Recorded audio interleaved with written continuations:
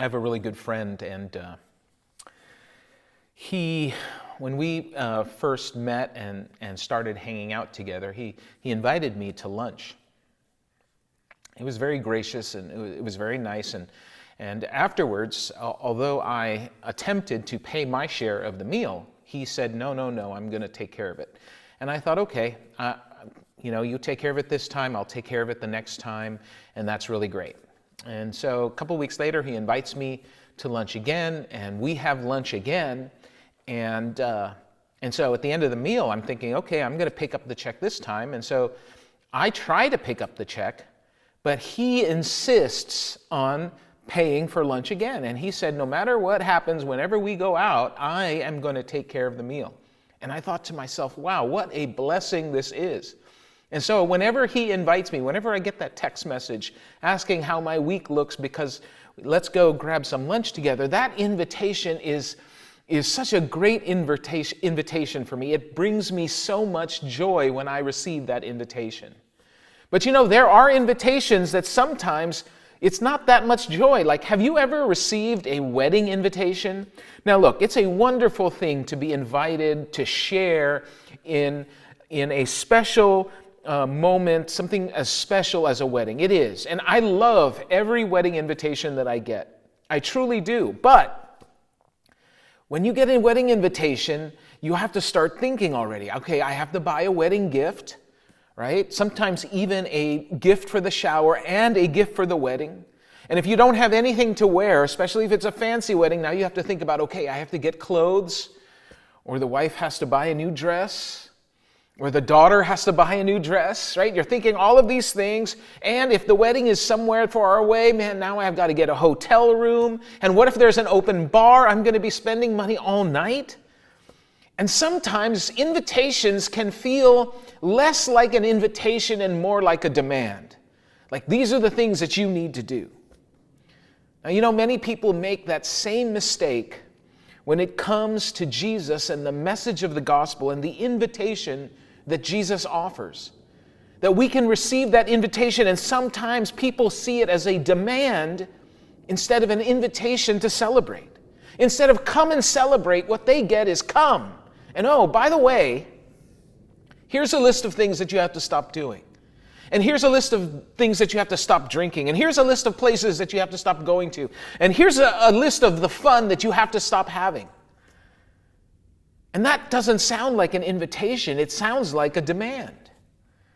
And this might be you. Some of you might have received this invitation. And you might have said, wow, okay, thanks, but no thanks. And listen, if that was the invitation that you received, if that was the invitation that people told you that Jesus was making, if I would have received that invitation, I would have reacted and responded the exact same way that you responded. So what I want us to do today is I want us to look at an event that happened, that was recorded in Scripture, where Jesus gives an invitation.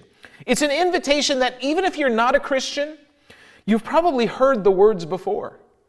And maybe you didn't even know that it was Jesus who said these words, who was making this invitation. But this invitation that Jesus says, the words that he says in this invitation are so appealing, so compelling, that even if you don't believe that it's true, when you hear it, you're going to want to believe that it's true. Now, when we get an invitation, there are three things that we usually want to know about an invitation. And the first thing that we always want to know about an invitation is, who is the invitation from? It's one of the things about invitations, like the fancier the invitation, you ever notice this? The fancier the invitation, the less often you see the return address at the top, because it's usually tucked inside or hidden away. And so you have to figure out by opening it up to see who it's from. Well, when we get an invitation, we want to know who it's from. And this one is an easy one because I just told you, this invitation that we're going to look at is an invitation of Jesus, from Jesus. But who is Jesus? Because sometimes it's not enough to just know the name of the person who's doing the inviting. You want to know more about that person. You want to know who that person really is, right?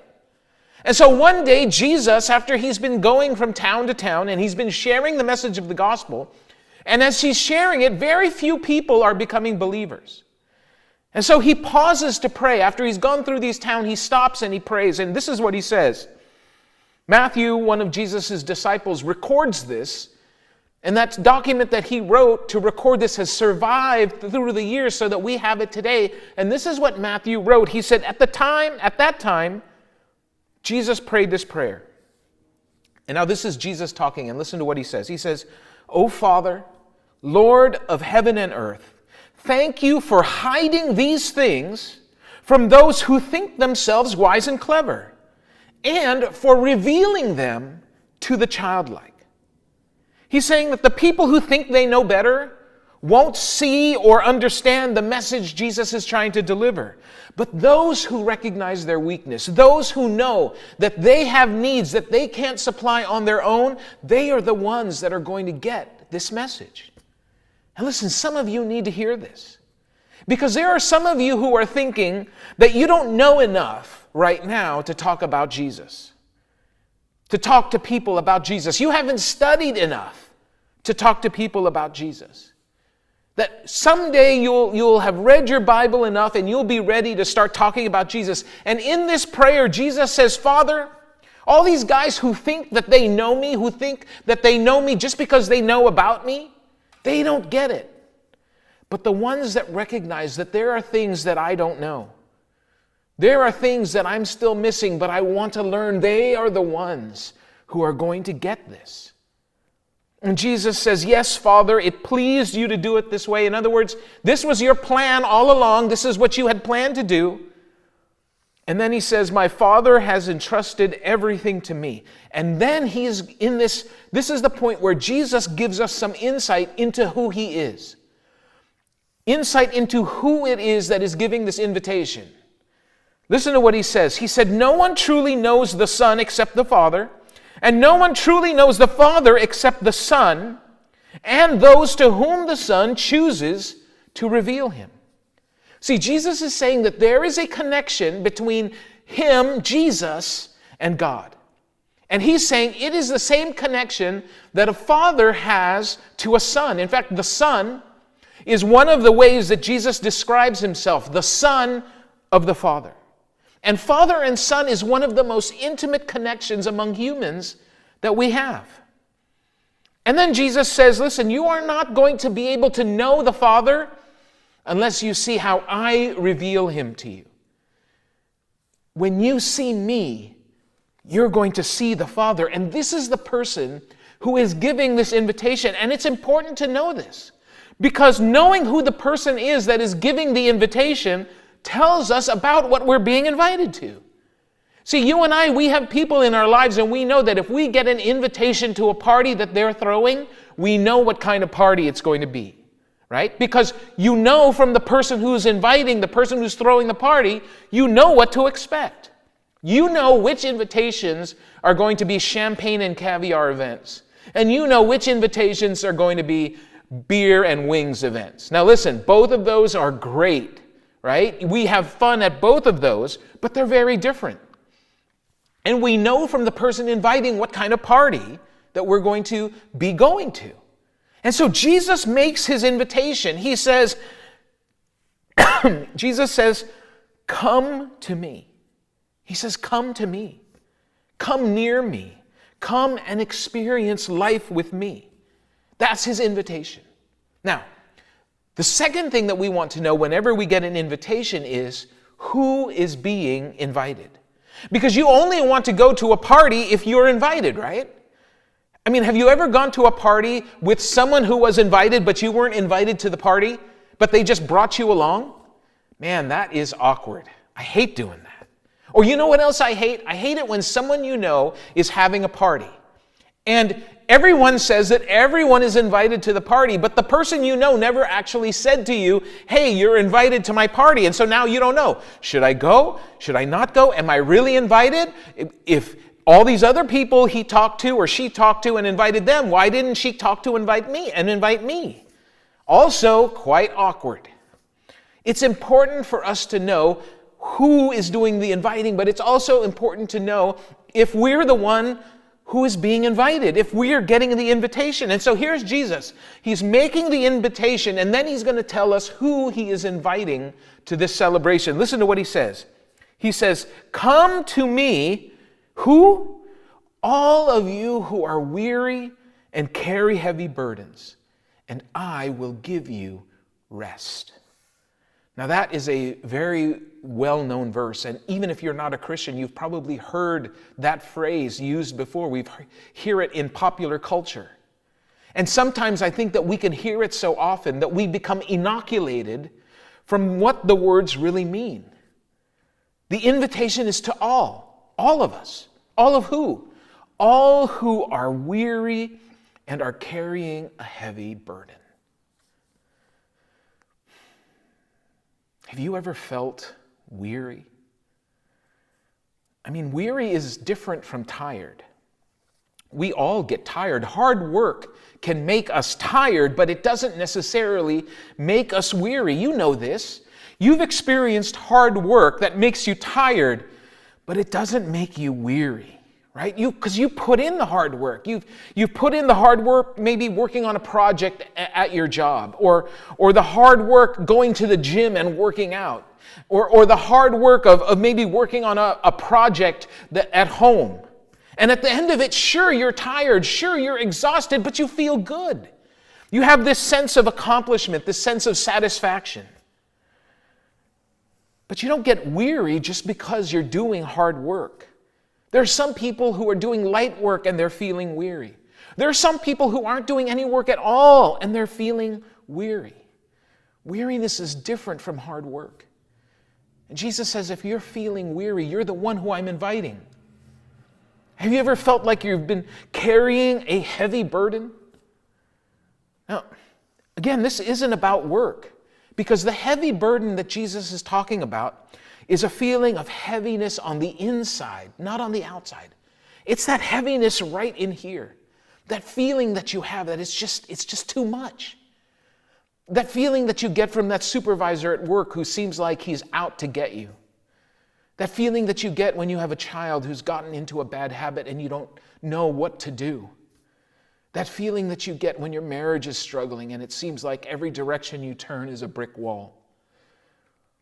That feeling from the raise that never comes, or the illness that doesn't seem to get better. You know, weariness is something that we put on ourselves, but heaviness, that heavy burden, is something that other people put on us. And Jesus has said, listen, if there is something in you, whether it's something that you've put on yourself or it's something that other people have put on you, both of those things weigh you down. And those things, they're both rooted in our fears and in our anxieties. They're rooted in the temptations we face and the temptations that we give into, from our feelings of loneliness, from our inability to find meaning in life, from our concern about our image and what people think about us. They come from our failures and our mistake and our sin and the guilt that seems to always go along with those things. It comes from this feeling of trying to be good enough and never really feeling like you're there. And that feeling, that heaviness, can feel like it's never ending. Listen, we've all felt these things at some point in our lives. We've all had that heavy feeling inside of us. There might be some of you right now who are feeling weary right now. There are some of you who have had that heavy feeling, and you can feel it right here. And you can feel it right in here. And here's the thing about you and me. You know, we do a really good job at hiding that feeling of weariness and hiding that heavy burden. We can go along in life and hide it so well that even the people who are closest to us don't know the feeling of weariness that we're experiencing or that heavy burden that we're carrying.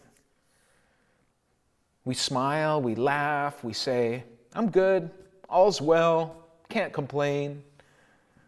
We can hide it really well. And the hiding just adds to the heaviness. It adds to the burden.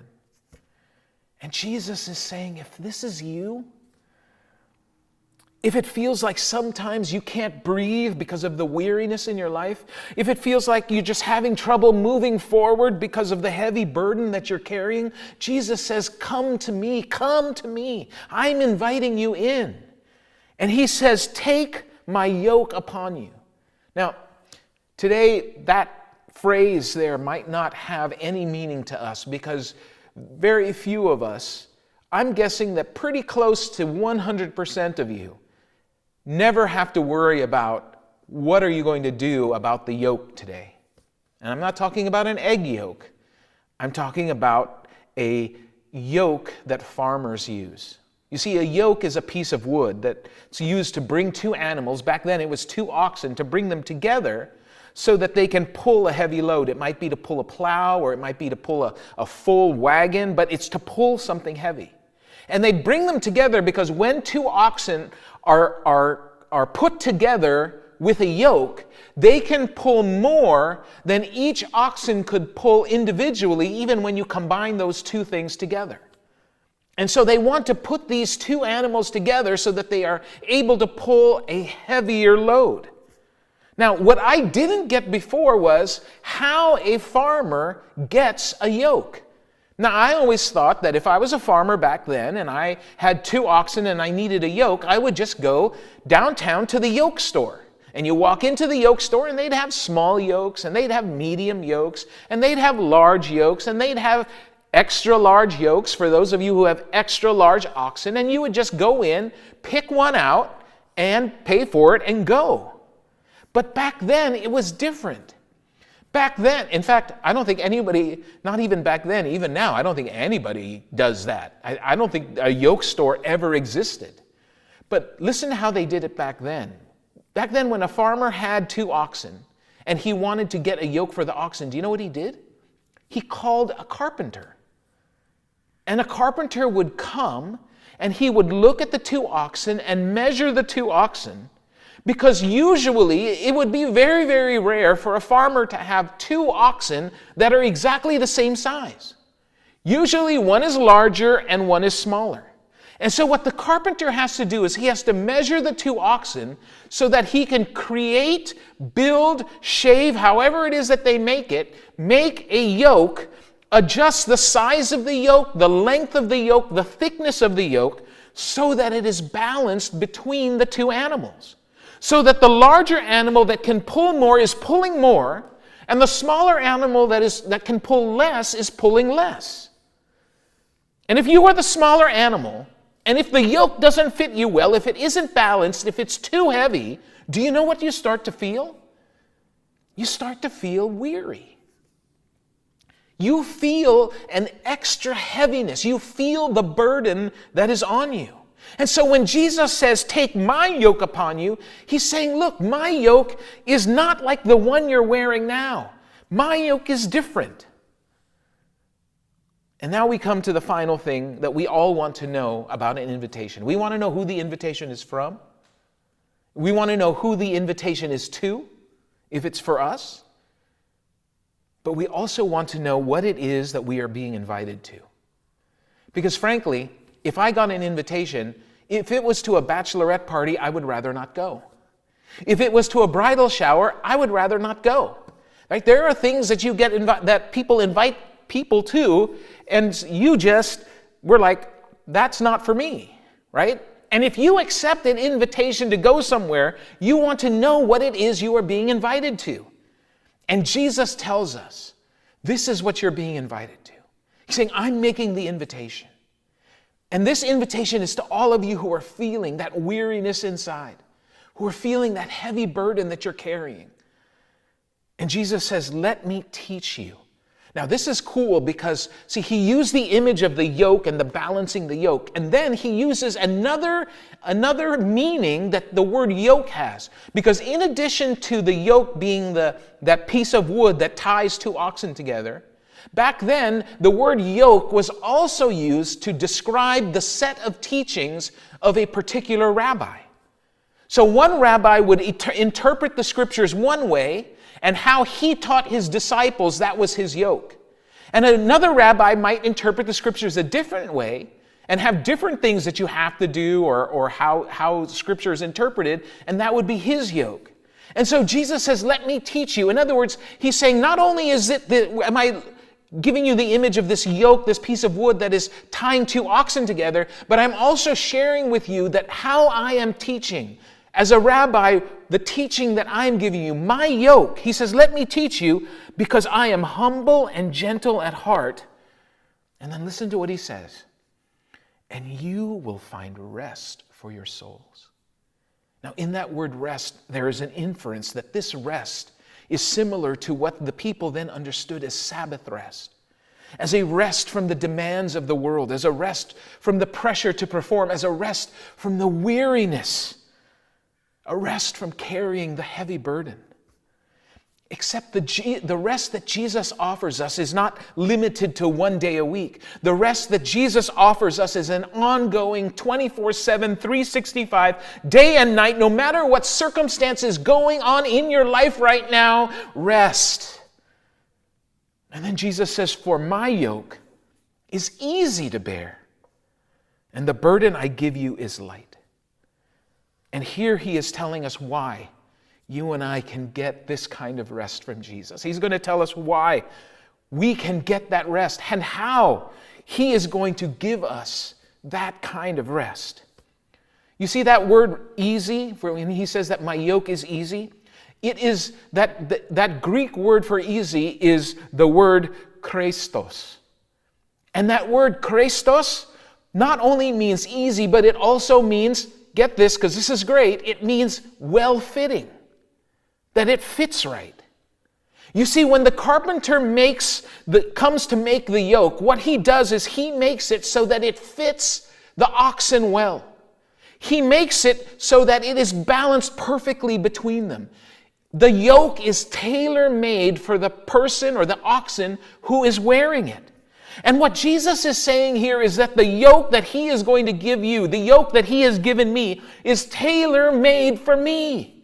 And the yoke that he's going to give you is tailor-made for you. It's not like the one you're wearing right now. It's completely different. This one fits perfectly. It fits right. And here's the thing. When the yoke fits right, when the yoke you're wearing is perfectly balanced, so that when you push on that yoke, it feels right. When you get that perfect yoke on you, when you push on it, it might be hard work, but you won't feel weary. It might be a heavy push, but the burden doesn't feel heavy. Do you know why? Because there's never only one oxen on the yoke. There's always two.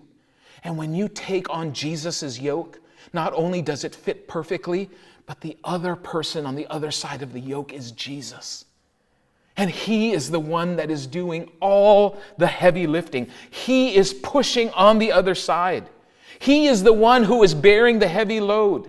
And so no matter how heavy the load that you're pushing together, no matter how coarse the ground is, no matter what the circumstances are in your life right now, when you take on Jesus' yoke, it is going to feel right. It is going to feel good. And you will appreciate the heavy work. And you won't feel weary. And the burden won't feel too heavy. Because Jesus is the one that's doing all the heavy lifting. See, this is the invitation that Jesus extends to you and to me. And if you're a Christian and you accepted this invitation a long time ago, if you've been following Jesus for a while, then you've already experienced this. You know what it's like to have hard days, because we all have hard days. We all have hard seasons in our life. And it's not that there haven't been times where it felt like we're doing all the work. But we can look back and we can see that, yeah, it was hard work. And yeah, it felt like sometimes I was doing it all, but we can look back and see that Jesus was the one that was doing all the heavy lifting. That he was the one that was orchestrating and moving things around and working behind the scenes for your good and for mine. Listen, there are some of you who are watching us today and you're not a Christian. And maybe, I don't know why it is you've been watching us. I'm grateful that you have been. But maybe you've been listening through this and some of the things that we've been talking about today really resonated with you. I mean, they really connected with you because you're feeling the weariness of your life right now, right? You're feeling the pressure of the burdens that you're carrying. And the thought that maybe, possibly, that there is someone that can balance out the weight that you're carrying, that can and will and wants to do the heavy lifting in your life, that will finally let you have an opportunity to exhale and rest. That possibility is giving you right now just a little feeling of relief, of peace, maybe a feeling of hope. I want you to know that you can experience that rest today. Jesus' invitation is open to you. He is inviting you in. And all you have to do is accept that invitation. And listen, if this is you, then I want to pray for you today. But before I do that, I want to say one thing to those of you who are Jesus followers, and especially to those of you who call Gracepoint your church family. I want to remind you of something that you already know, that there is a world that we are in, a world all around us that is weary. We're weary from a global pandemic and lockdowns and loved ones in hospitals, and we're weary from the political and cultural division that we are seeing all around us. We're weary from rising inflation and worker shortages and news of rising gas prices and empty shelves at Christmas. We're weary. And there are people who are carrying a heavy burden and they are looking for hope. They're looking for a little bit of peace. There are people who are in your life right now who cross paths in your world who are just looking for a little rest. And Jesus is making that same invitation to them to come, because my yoke is easy and you can get some rest. But that invitation is useless to them unless it gets to them. It's like writing out a bunch of invitations to a party that you're having, addressing them, putting the stamps on them, and then leaving that stack of invitations on your kitchen table. It's useless to anybody unless you get that in the mail and it gets to the person who's being invited. I mean, if you don't get the invitation to the person who's being invited, there might as well not be an invitation. And listen, Gracepoint family, we are the ones who have been called to deliver Jesus' invitation. Your life, how you live your life, how people see how you live your life, is the invitation. Your words are the invitation. The invitations you make are the invitation. You might deliver the invitation by inviting someone to lunch. You might deliver the invitation by listening to someone talk about their life. You might deliver the invitation by talking to that classmate that no one else seems to talk to, or that person at work that everyone seems to stay away from, or that cousin that no one wants to be friends with. You might be that invitation and send that invitation by sending a quick text or an email to someone.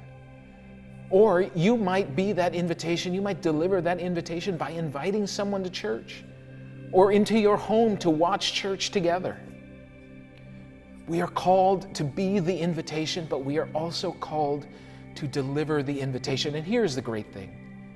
We are entering into a season of the year where people are open to the invitation. People are open to the invitation.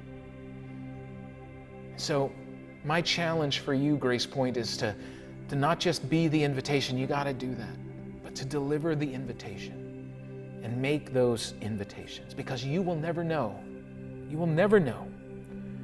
the difference that you can make in someone's life, in someone's family, in someone's marriage, in someone's future, simply by making an invitation.